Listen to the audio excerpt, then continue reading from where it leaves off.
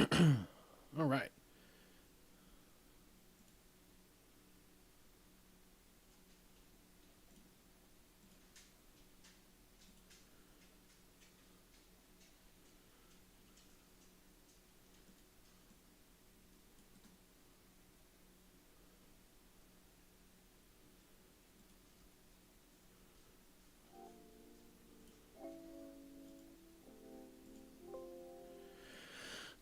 Okay. We're squared away. We're ready. BP Hero Podcast, Season 7, Episode number 35. I misspoke in last week's episode of BP Hero on the Go, saying that was season episode 33. Well, that was in fact the second version of episode 33, I guess. That was episode 34. This one is episode 35. What's up, Mike? How you doing, buddy? How could you forget it's podcast day? Don't worry, I do it all the time.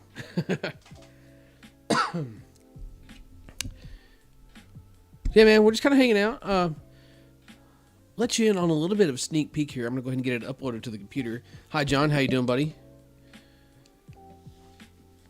You guys are going to be in for a treat tonight. Oh, gosh.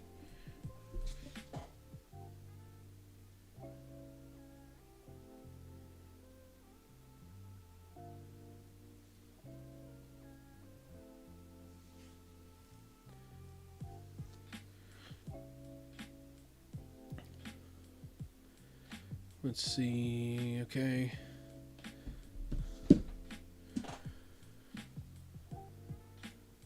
Eric, how you doing, buddy? Matthew? Hey, I'm loving to see everybody checked in here. Loving it. So I'm going to get a file transfer started for a project I was working on tonight. I think you guys are going to enjoy. We'll watch it at the end of the video here. The podcast, you might say. Whatever you want to call it. Today is the 28th. So where's that file at?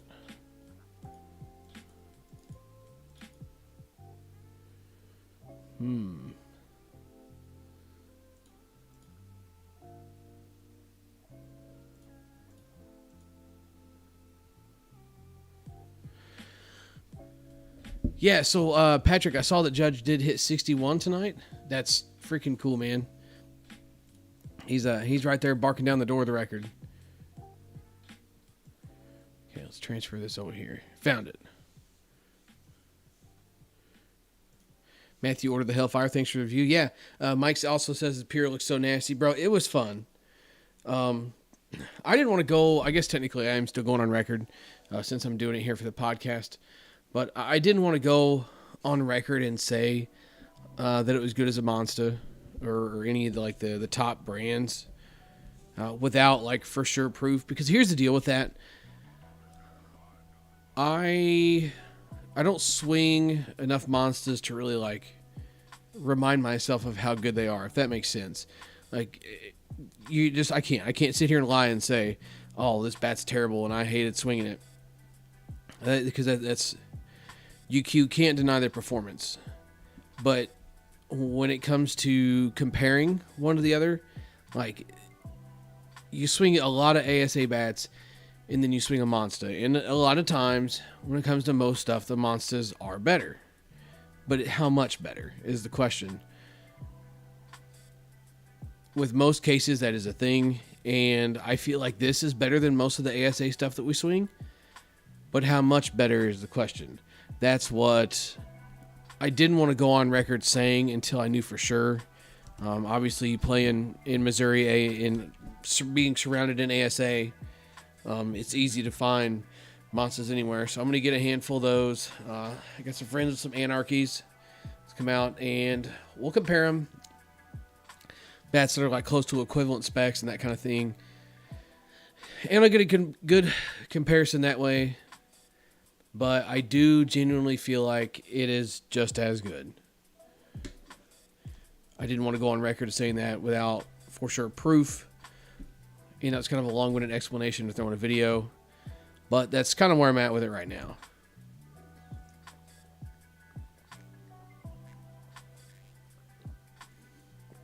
Matthew says that their bats are too light for you. Assuming you mean the monsters.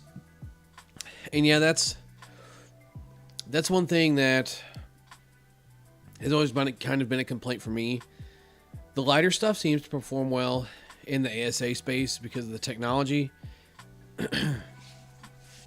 I briefly touched on that in the Hellfire video, but again, that's something I just didn't want to get down a rabbit hole of during a video or anything like that. But I think the plan is moving forward, we're going to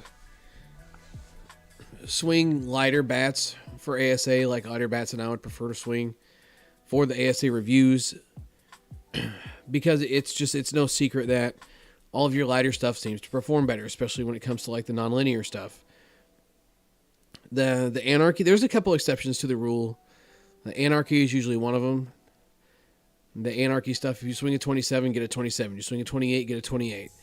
But the monsters have almost proven themselves consistently to be better in the lighter weights, especially I've even heard guys saying, they'll get 23s or 24s for their girlfriend or wife or whoever else, and they'll hit them and it'll feel like it's going to break every swing.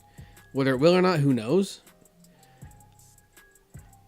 And the other factor with that too is like the monsters do swing a little bit on the heavier side.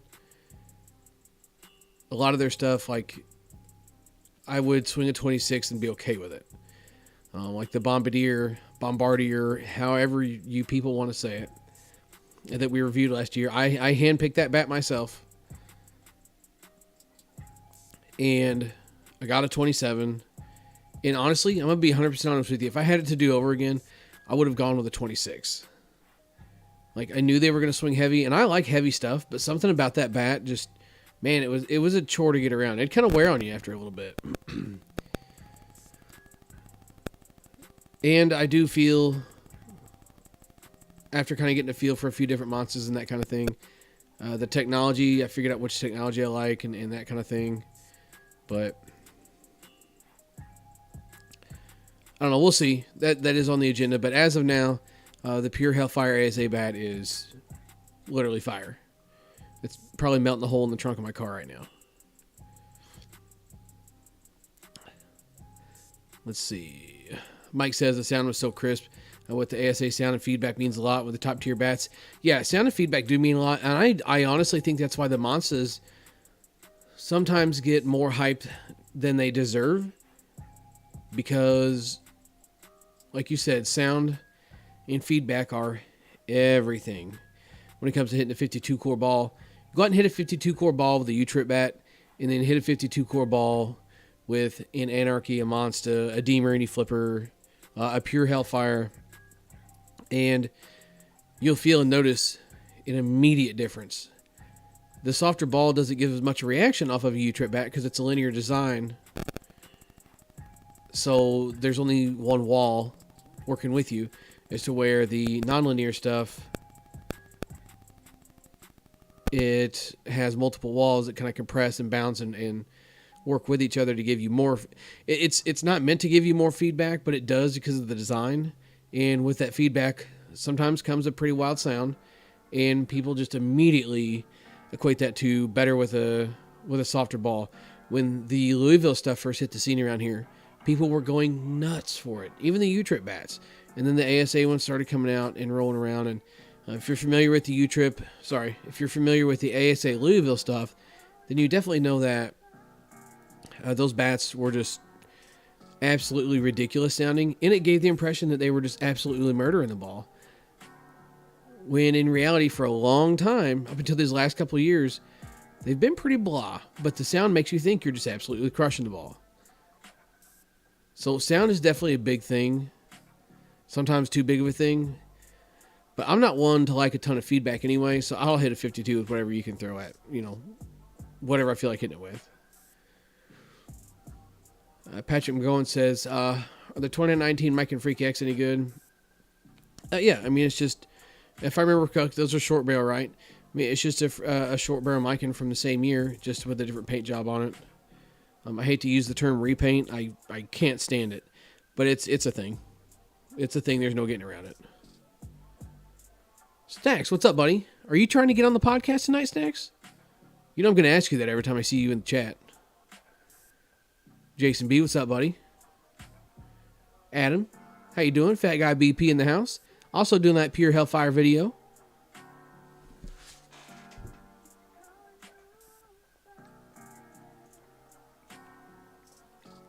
Also, real quick,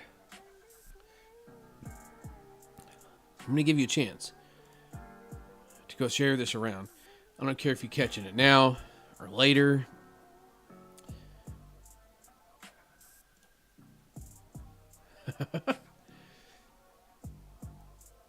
Oh my gosh. Man, Spencer's a nut. Let me clip this for you. I just pulled up Facebook so I could look something up. And here's what my guy Spencer just posted.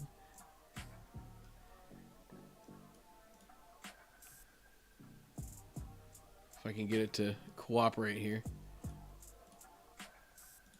Oh, technology is hard.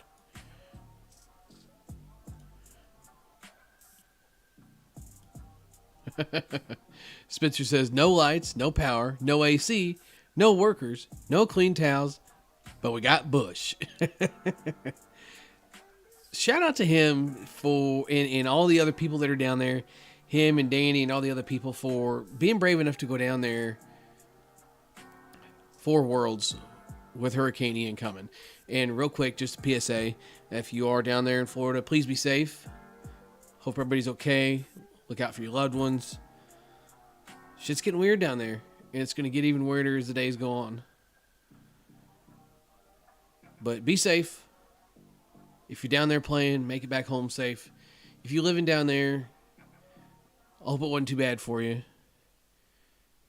BP Hero always trying to send out the good vibes. Completely sidetracked from what I was doing here, by the way. Oh yeah, going to share the podcast. Share the podcast. Whether you do it now or later, never is not an option. Not giving you that one.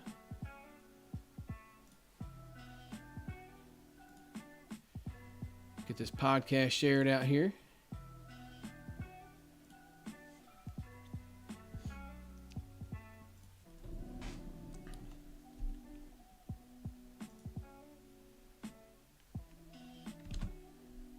Oh. Bear with me, I'm almost done.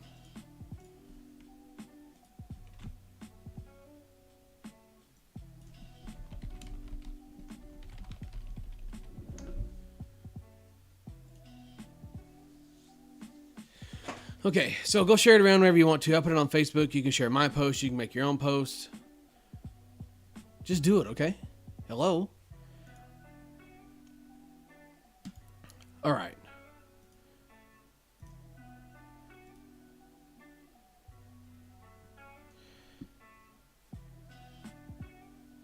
Getting caught up with the chat here real quick. Grumpy Snacks says, Mike and Worth long barrel ASAs are slept on. Yeah, for sure. No question there, long barrel ASA stuff is slept on. And kind of touching back on the tidbit of we feel like the lighter stuff might perform a little bit better. The other thing is availability as well. Definitely a lot easier to find and sell the lighter ASA stuff. Is another reason we're going to the lighter bats with that. And when it comes to Worth and Mikan, the balance stuff. We have noticed that the balance stuff seems to be pretty damn good. Not that the inloads are bad, but the balance is just better. Can't pinpoint why. I have a couple of theories that I'm not willing to put out here because I don't want to get laughed at. But I do feel like that Mikan's and Worth's best ASA bats are balanced. Snacks eating a PBJ. Just got home from league. Hope you hit a dinger, dude. Jason Hernan just made it in. What's up, buddy? Eric says now he wants a Hellfire. Jason just left Military Worlds. Looks like you guys had fun, right? And yeah, Adam, the Pure Hellfire is in fact sold out. They sold out their first run of them. Jason B says hopefully the Freedom Factory survives. Yeah, I'm hoping Cletus and the boys are still above water. I was kind of surprised to see the Dale truck up on the lift. Sorry, I'm talking YouTube, Cletus, car. Sorry, anyway, words are hard. I was kind of surprised to see the Dale truck up on the lift. My initial scare would be the shop getting damaged and the truck falling off of the lift. But I guess you also don't want the truck getting flooded if everything floods either. Snack says, Vieira, as windy as it is, playing ball in a hurricane, no thanks. Yeah, I can't believe that they went through with the tournament. That's absolutely crazy to me. And, you know, it's nothing against the people that went down there. But the fact that U-Trip was like, yeah, it's cool. Let's just let this blow through and then we'll finish our tournament. I guess that's a perk of having a turf ball complex. But at the same time, that's you saying, hey, if you can survive the hurricane, you can play softball this weekend. Snack says, where's your shirt? It's at the shirt place. Mike says, to the peers getting sold out. Mike says, great, get ready for the $450 sale. Yeah, people be doing some dumb stuff. And yeah, Matthew, I did see, you talk about the hurricane and everything and the weather coming in down there. U-Trip left up one of their live feed cameras at Vieira. And it's been an interesting day. It was sunny, it was cloudy, it was raining like hell, then it was windy. Now it looks like it's downright getting with it. They left it pulled up the entire time. And my one most impressed thing so far with that camera, how sturdy it is. Those fences are built to last. So I'm very impressed by that. Jason says, did they ever free Sonic? Yes, they did free Sonic. And kind of an interesting deal there. Ended up trying to give them birth to Worlds and some other stuff. And I don't know what I was going on with that. Got some free Sonic shirts made. It was a good time. By the time we came up with the idea to sell the free Sonic shirts, it was kind of beyond the point. But we still had a handful made for a tournament that they went and played in. I got myself one. It's pretty dope. Thinking about wearing it this weekend.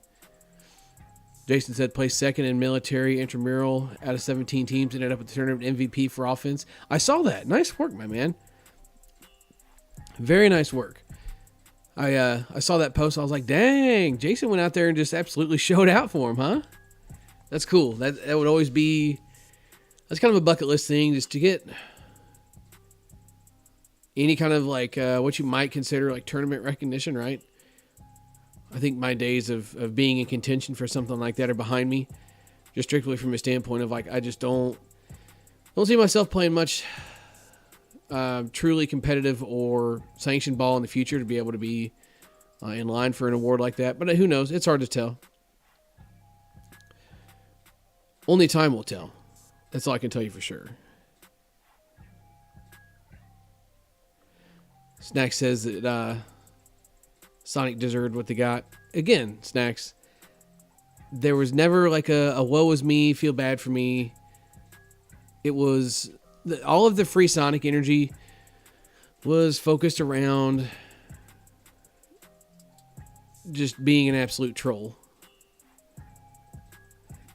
Be honest, that's what I mean. It wasn't a, hey, you did that and that's wrong, you should feel bad for me. No, it's a, we're gonna troll this entire situation, because if you know the whole story, I'm not getting into it on here again, but if you know the whole story, it's kind of a joke, especially when the originator of that whole issue got caught playing shenanigans themselves not too much later.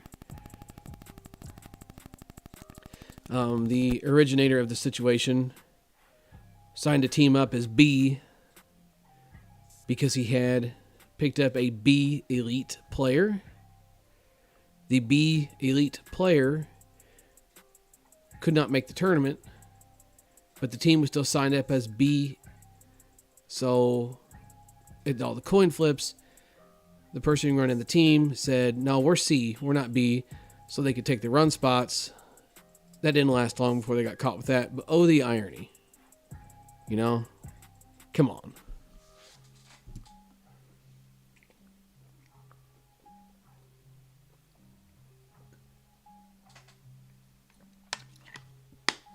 Oh, that's good.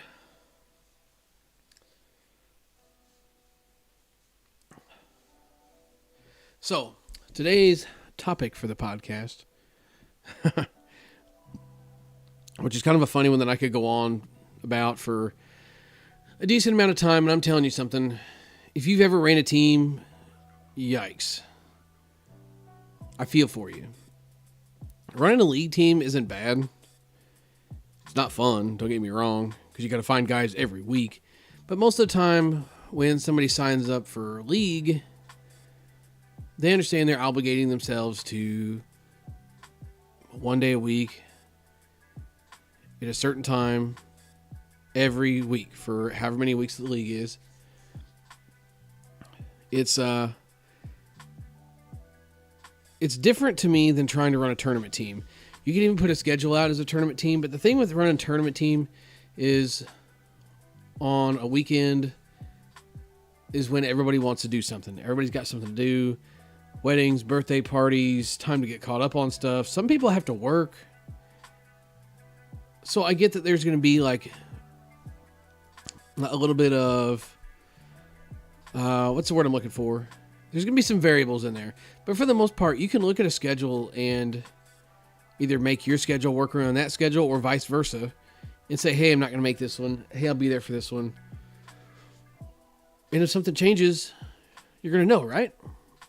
And this is no shade towards anybody in any particular situation at any given time on a team that I've ran or somebody that I've asked to play softball. It's just the things that I think sometimes people don't see or understand when it comes to running a team. So, let's see. Sorry, Eric says heading home. We'll listen while I drive. Heck yeah, love that. Stay off the chat though. That means you're typing and driving. That's dangerous. Jason says he runs a whole league, buddy. I listen.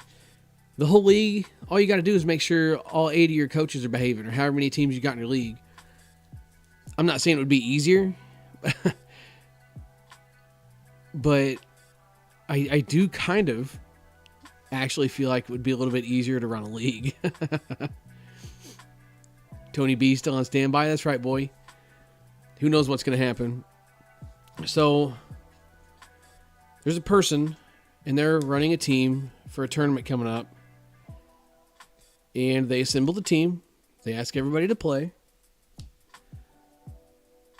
Everybody says, yeah, I'm in. Got everything lined up. Here we go.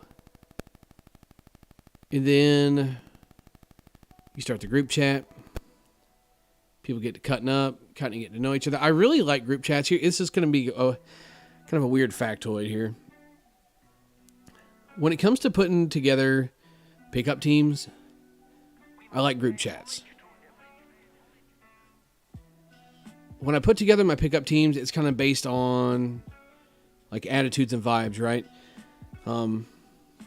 I try my best to put together a group of guys that when the day's over, no matter if you went 2-2 or won the tournament, they're going to say, good Lord, that was fun. When's the next one?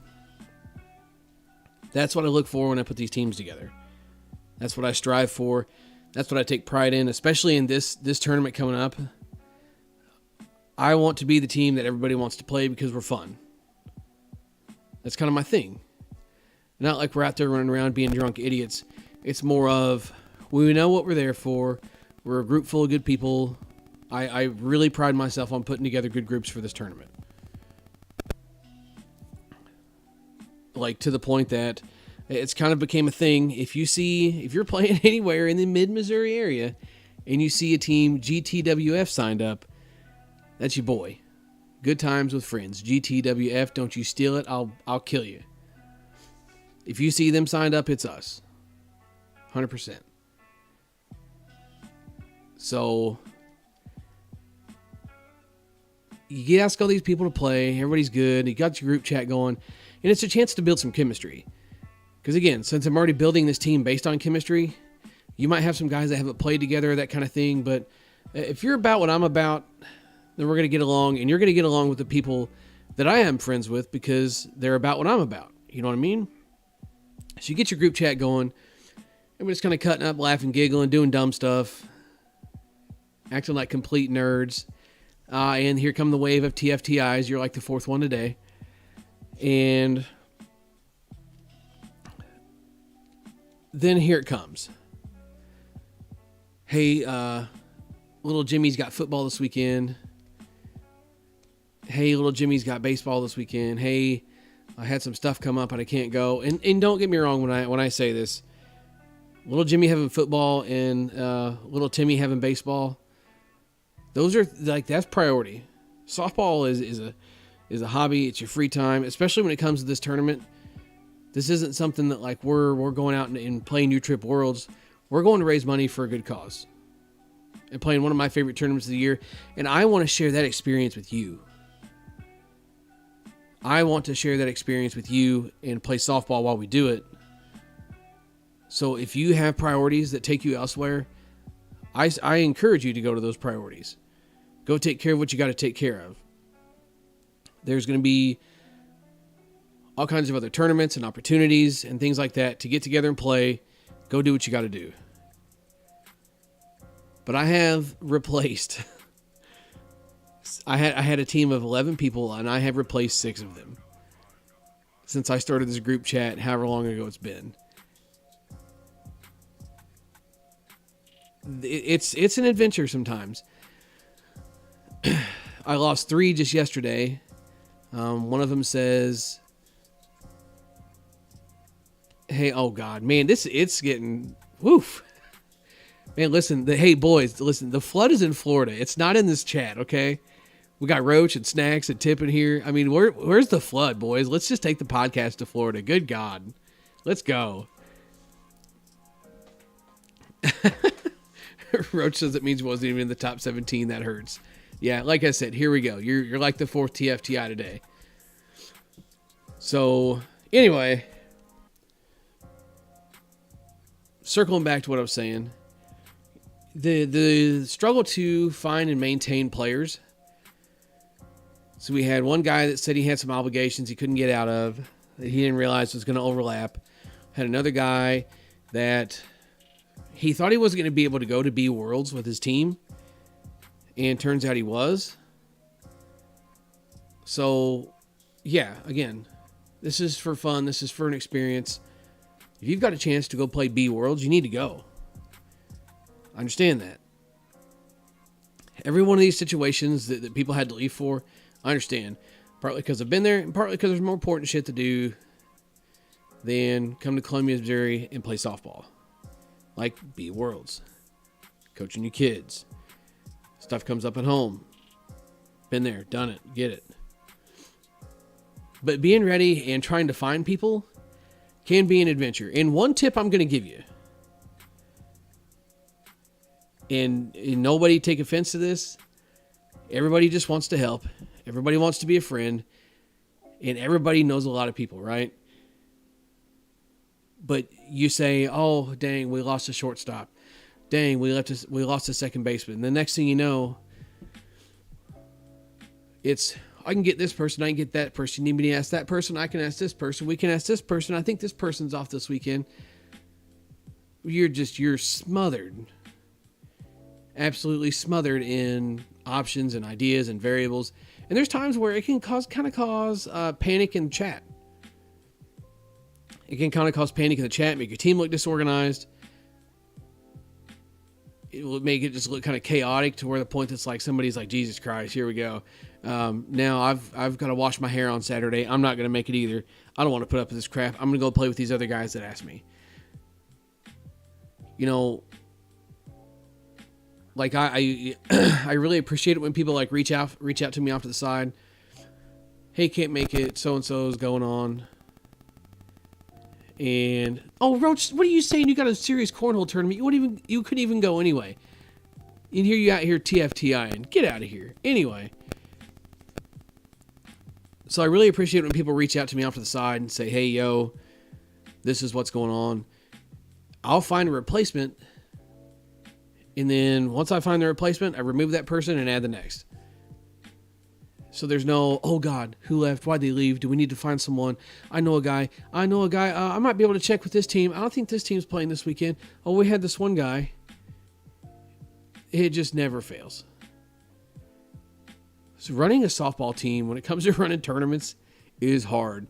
And this is a pickup tournament. This isn't something that somebody could have scheduled for a long time.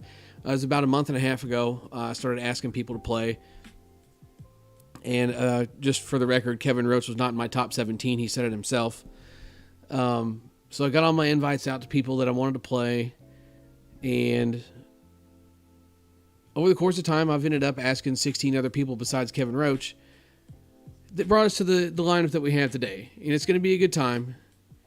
And if we do need somebody else, I will ask Kevin Roach just so he can turn me down. And he'll be top 18. So it's going to be a good time. It's for a good cause. But then the other things you got to think about too when it comes to running a team, and this is like, now I've gone from just pick up for a fundraiser to kind of running a team for a year. Sponsors help. Sponsors help, obviously from like a monetary standpoint. But with that kind of comes the territory of, it seems it makes things more organized. You need game balls. It's not as hard to bite the bullet and pay for the game balls out of your pocket if you got a sponsor. Sponsors do help. And whether it's, sponsors that spend $1,000 a year or sponsors that spend $50,000, $60,000 a year or even more. I know both. Sponsors help. It makes everything easier. For the players, it's just a show up and play thing. And if you get the right kind of players when it comes to like a tournament team as a whole, you get guys that understand the privilege that they've had, and it's a completely different deal.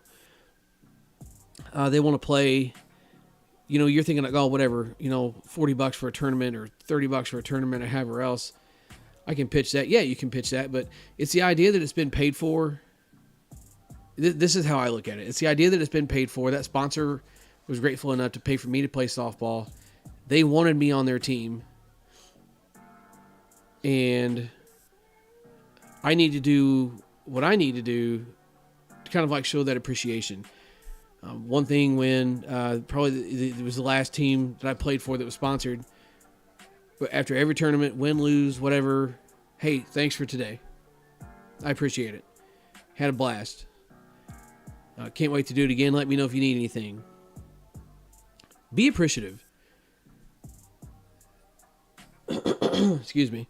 So one thing that I think gets really taken for granted sometimes is the money and the time and that kind of thing that goes into getting everything organized for you to just show up and play softball. The behind the scenes stuff that you don't see. And then people just taking for granted the fact that they've never had to pay to play softball. Because there are people that have been in those situations and those scenarios that may pay for like one tournament a year. Situation at a tournament somewhere last year. Person gets asked to play softball. They show up. Play a couple games. And then a couple games in, they say, hey, that's just so you know, the tournament costs this much money. If you could get us the money, sometime before the end of the day, that'd be cool. Everybody else is paid. We just need your money. Said softball player says, I don't pay to play softball, and if you're going to make me pay, I'm going home. And they said, well, yeah, we kind of need your money because otherwise somebody's got to pay for you. And dude left. Dude 100% packed up his stuff and left, says, I don't pay to play softball. I'll see you later.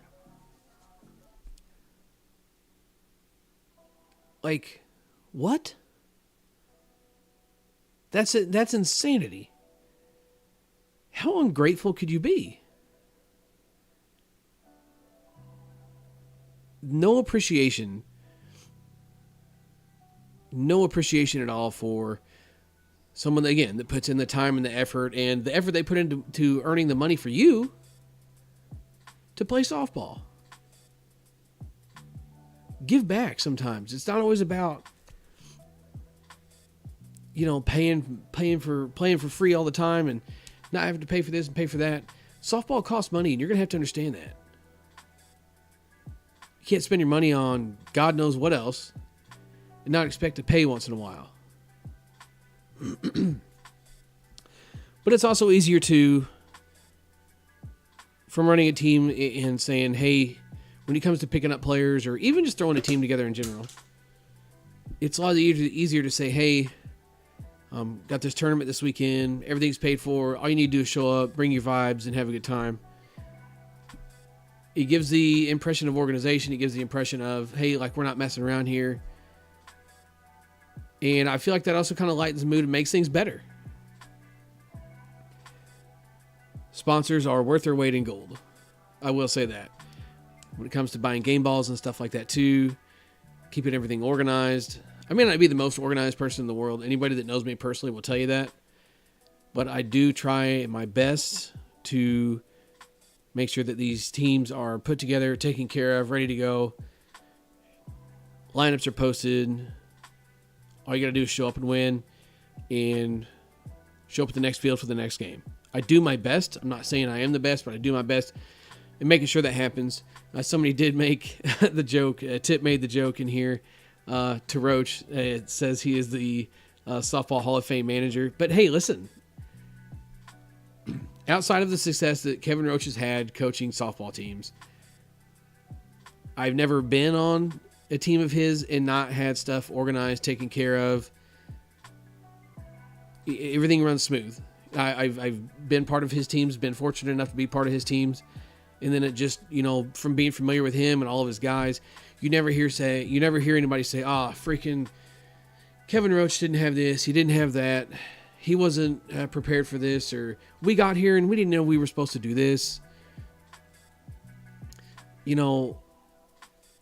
That's the thing. Be organized and put together, and it makes a world of difference. It makes you want to go pay for someone. Sorry, I got pay and play. I'm using those words a lot. It makes you more motivated to want to go play for someone that you know is going to have their shit together. Roach says, do you remember that time we won state together? We were quite the duo on the mound. Yeah, bro, you came in and shut it down, like Helsley style. Well, went out there and pitched a solid 6 innings, got his pinky blew off, then Helsley came in with the save. Of course, no sooner than, I try and decapitate the pitcher in retaliation, and then you had to pitch to an absolute monster the next inning. So that was cool. Appreciate that. Going out there to die on that hill for me.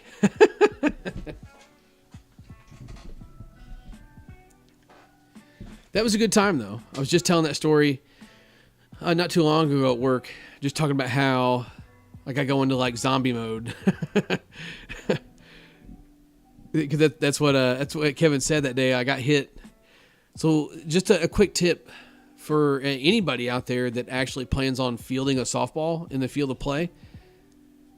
You have to catch the ball with your glove before you put your hand in to throw it. The ball was hit back at me, and I was so excited to turn the double play. I literally just put my hand in my glove before the ball even got there. Blew up the end of my pinky. It was bad news. But thankfully, I had arguably 2 of the best infielders in the state at the time behind me at shortstop and second base. The double play got rolled anyway. So I got out of that jam, and I just walked straight off the field. Roach said, you went into zombie mode, just walked off the field, you come back with tape on your finger, and you were ready to go. But, I mean, it's true. It's what I do. Like, when I got hit in the mouth years ago, playing softball, pitching BP, I got hit in the mouth. The same thing, I realized I'd been hit in the face. I say hit in the mouth. I actually got hit in the face, and it broke the roof of my mouth and my gum line. I didn't panic. I didn't roll around on the ground. It wasn't, oh, my God, what are we going to do? It's, all right, Will, I'm profusely bleeding. My teeth are rearranged in my mouth. We need to go somewhere. So you pack up and you go. There's no, the time that you spend panicking, you could spend fixing the problem. I'm not saying that's right, because people should have an emotion. Especially at times like that. You should probably, it's okay to panic a little bit. Oh, damn, what are we going to do? But I've always been that way. I've never been the one to panic about stuff. In my famous quote when it comes to stuff like that, when it's saying it's time to panic, if I panic, we're probably screwed. Especially when it comes to driving and stuff like that. Every kid that's grew up in the country, even in a rural area, has drove like a shithead on the back roads and that kind of thing. And again, when it comes to stuff like that, I'll whip a car around a corner. We'll do all kinds of crazy stuff. But unless I panic, don't panic. There was this one time I panicked, we almost hit a mailbox. And my friend was quick to remind me, because I said, oh, man. So basically what happened was the front wheels of the truck are in the road. The back wheels are in the ditch. And we're sliding sideways about 30 miles an hour. And I'm looking at this mailbox coming up on us quick. Sorry, we're coming up on the mailbox like quick. And I'm thinking like, man, we're not going to stop. And my fear was we hit the mailbox. The mailbox is planted in the ground pretty far. It's going to tip the truck over. Then we're in a world of mess. We stopped so close, I could have rolled my window down and touched the mailbox. And I said, man, I thought we were gonna flip over. And the guy I was with says, screw flipping over. He goes, we almost hit a mailbox. That's a federal offense. I mean, okay, so maybe he's not wrong to an extent. But stuff like that, it was already too late. I should have panicked long before I had my front wheels in the road and the back wheels in the ditch sliding down the road. I should have panicked long before that, but I didn't. My own doing. But I've been that way when it comes to getting hurt on the field or wherever else. I don't know. It's just some people are just hardwired to react different than others. That's really all I can say about it. Kevin Roach says, luckily he got that big dude to foul out. He wasn't going to get anything over the plate. Yeah, you should have just told him to take his base. Yeah, I mean, really, just hey, pal, head to first. That'd probably made him even madder though, because then he would want to remind you that he doesn't want to hit you, and then the next at bat he's totally going to try and hit you.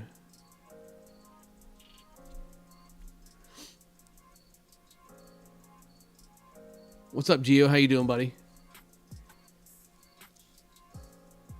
No, you cannot use senior bats this weekend. Sorry, pal.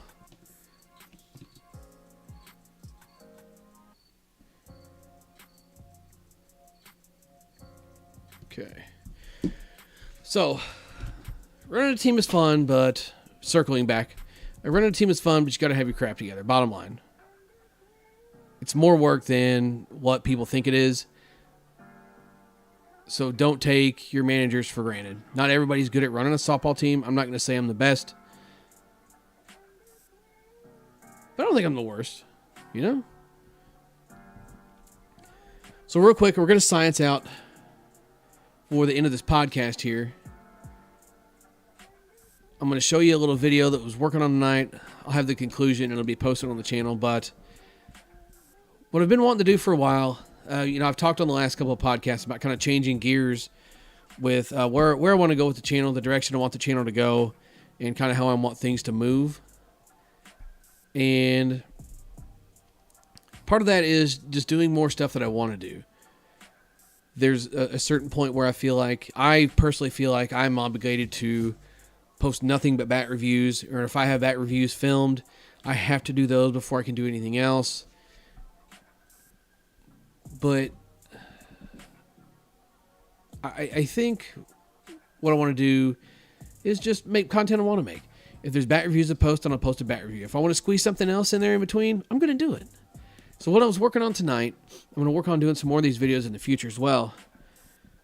I've heard for years, oh, you need your bat to pass compression. They're going to be compression testing. This bat's hotter than hell.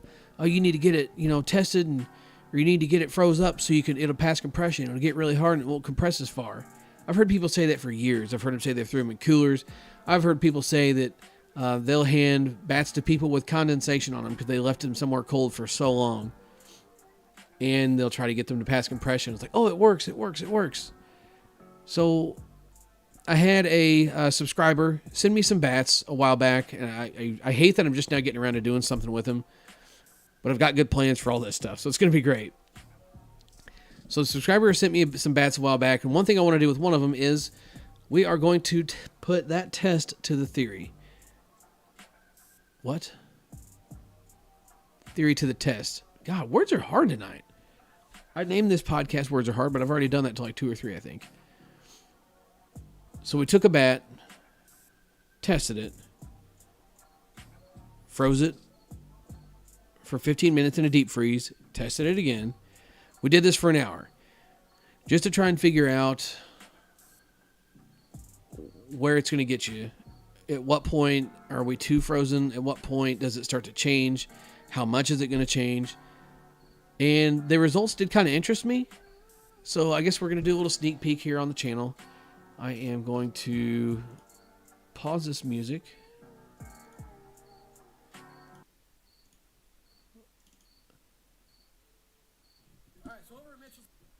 Okay.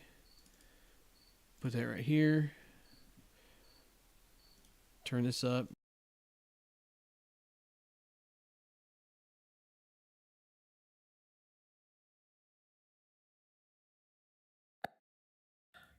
And we're going to do some science tonight. Behind me is a deep freeze, and more behind me is Mitchell. Let me know if you guys can hear okay. And we got to thinking, like, you know, you always hear stories of people wanting to freeze bats and make them pass compression and do that kind of thing. So we got a deep freeze, we got a bat and a tester. So what we're going to do is I'm going to test the bat. We're going to freeze it and test it every 15 minutes for an hour. Then we're going to throw it in there for a couple of days, and every time we'll test it and follow up with the results. So let's get this first initial test out of the way. Fourth side up, preloaded to 500.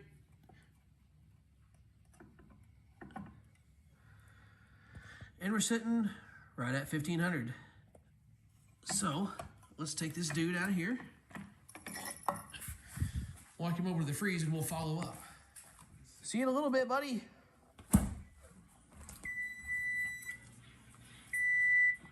Don't mind dinner.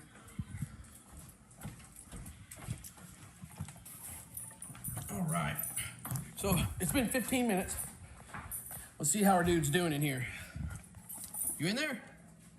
Oh, it's still there. Ooh, feel it. It's already chilly. Feels like aluminum. It does. It got really cold really fast. Wasn't ready for that. So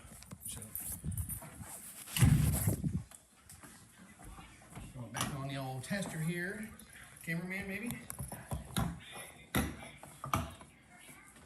We got some brats tonight. Dinner action with the BP Hero. So we were at 1500 the round before.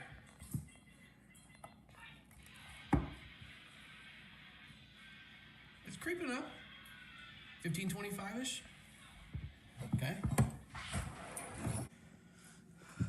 Back in you go, little buddy.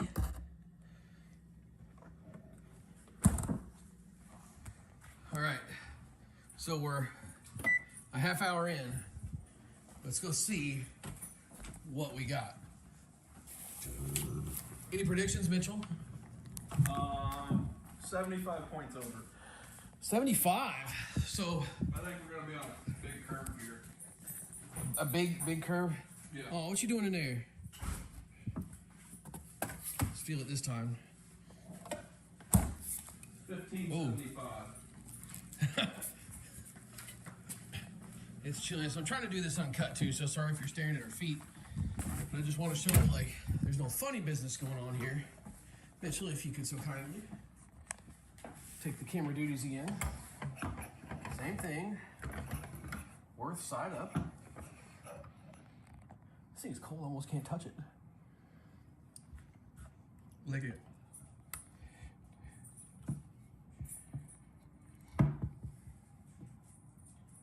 Yeah, it's kind of stuck.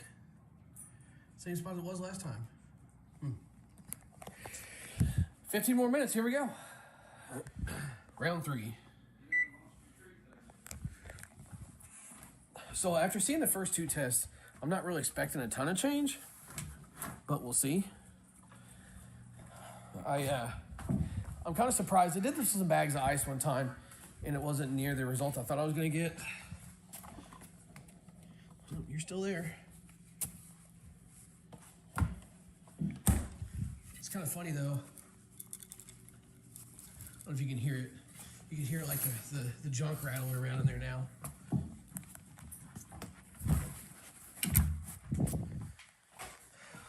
Cameraman, one more time. Yeah. One side up.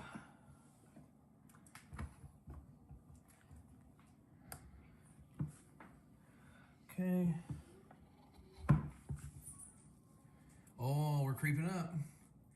1600. And that's 45 minutes in a deep freeze at what temperature? I don't know. 30 degrees.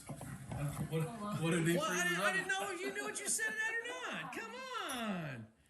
Gosh. Factory settings? Factory settings. Well, yeah, whatever it is, it's freaking cold in there, right? So we'll throw it back in for 15 more minutes, and I might crawl in here after these jerks made fun of me. And we'll do one last round. Then we'll leave it in there for a couple days and see what we get.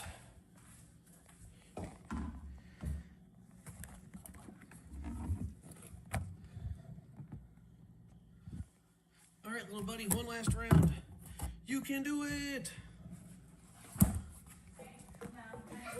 All right, so the last one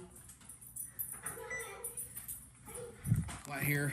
This will be our official hour test for tonight. Was this an hour test or was this 15? This is at an hour and 5 minutes. Okay. I feel like we started this sooner than that, but maybe we didn't. It was 6:15 when we started. Okay. It's 7:25 now. Yeah, it's close now between film time. All right, little buddy. This is an hour and this is a game, one game in. Start a GoFundMe for a battery for Mitchell's car. That'll get the door shut in my face. All right. Cameraman, one last time after I made fun of your car. Ooh, it's cold. Look at it. It's starting to like frost. Look at it. It's starting to like frost up. That's why I want you to touch your tongue to it. No shot.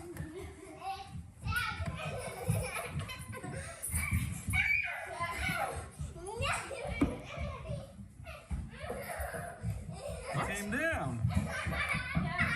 How? See, that's what I'm saying. This doesn't make it. Is it because we tested it in the same spot every time?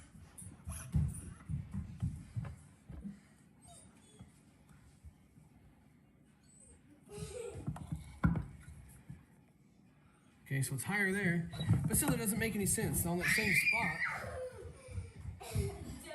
I feel like in order for this to be like authentic, it has to be in the same spot, right?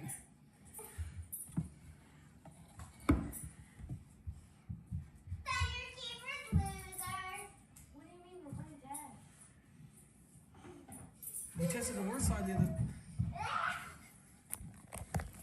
This is what I'm saying. Like, this is a lot of work.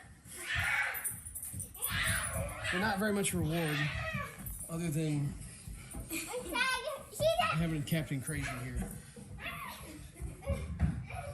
So that's interesting. It actually looks like it might have crept down a little bit.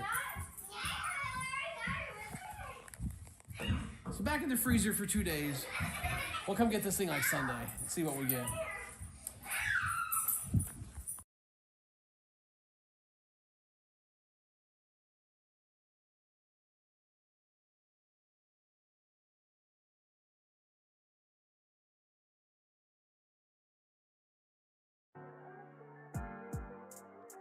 All right, so there you go. A little sneak peek of some content that's coming. I found that very, very interesting that it went down in compression after it froze to a certain point. And the only thing that Mitchell and I kind of concluded the same thing together, is maybe the bat got too tight. I can't imagine it. Also, other thing, I can't imagine it getting much lower than it is now. After leaving it in there for a couple of days, I said Sunday because I'm an idiot. I'll probably go get it Friday night. There's no way that sitting in a deep freeze for 4 days is going to be more beneficial than leaving it in there for 2. I'd say by the morning, it should be frozen enough that it shouldn't matter. You know how if it's been in there for X amount of days, but the only thing that we can conclude on why it was testing lower after it froze for a certain period of time is the barrel getting really, really hard from freezing, and then us just testing the same spot over and over and over again would be kind of like hitting the bat in the same spot with the ball. Is kind of the only thing that we can conclude. I'm going to ask a couple of people that are more in the know than I am and see what they think. But that's kind of what I'm thinking. But it's cool to see, right? That it does help. It didn't help nearly as drastic as I thought it would. Adam says that he's done the same thing. He didn't make a video about it, but he did the same thing. And he did it with a 220 stamp Easton. So after like 50 swings in BP, it was probably testing 180. But I thought it was cool to see. I want to start making more content like that. It's kind of I'm not going to lie, it's kind of a shoddy production, kind of tacky looking. But I'm not going to get better at making that type of content if I don't do it. Hindsight already from this situation is if Mitchell would be gracious enough to video, maybe have him just kind of like record me, or hell, my son's 13. He knows how to run a phone decent enough to be my little cameraman. I'm sure he does. But stuff like that is more of what I want to include on the channel. I don't want the channel to be nothing but that stuff. I still want to do the bat reviews, but instead of doing bats that I don't care about, like a Mikan Freak Primo Balanced, or one of the other 12.75 inch half-ounce in load Eastons that have came out this year, instead of doing one of the 19 of those, I could do the one that's different, which would be something like the Headbanger that has more in load than the rest of them. The Headbanger POW. It's different. You know? Instead of doing stuff that feels really repetitive or stuff that doesn't really capture my interest, I want to make more content that's like sciencey experiment stuff. Do some more vlogs. Do maybe like a little more behind the scenes stuff. I've talked about doing like a how-to pitching video for years. I've talked about how to do a tee-work video for years. I just never get it done because I feel like I can't do anything but show up at the ballpark and hit. And film a video of doing batting practice with a bat and then calling it a day. I feel like my day at the ballpark when I show up to batting practice isn't complete without that. And that's kind of getting away from what I wanted. You know, it's getting to the point it doesn't feel like a hobby. It feels like an obligation. And I said that when this doesn't feel like a hobby anymore, I'm not doing it. I'm tiptoeing that line. So we're going to make a change. Bottom line. But you've got an hour of my time, and I've had an hour of yours, and I appreciate all 14 of you. Nice turnout tonight, by the way. A great job, guys. Before you leave, be sure and hit the subscribe button down below if you're here live. If you're catching up with this later and you haven't, hit the subscribe button down below. It lets me know who's watching, how many people are watching, and this is also going to be available on Apple Podcast and Spotify as well. So if you're checking it out there, got something to say comments-wise or anything like that, hit me up, reach out. Or if that stuff works better for you, there's going to be more episodes coming. I'll make sure they make it to Apple and Spotify as well. But that's going to wrap up this video. I hope to see all of you at Home Runs for Heroes this weekend. If you come out, find me, say hey. I'll chat it up with anybody that wants to talk. I'm not going to have my compression tester with me because I'm not looking to make friends this weekend. But nonetheless, thanks for stopping in and checking it out, guys. Swing hard in case you hit it. BP Hero. Catch you next time.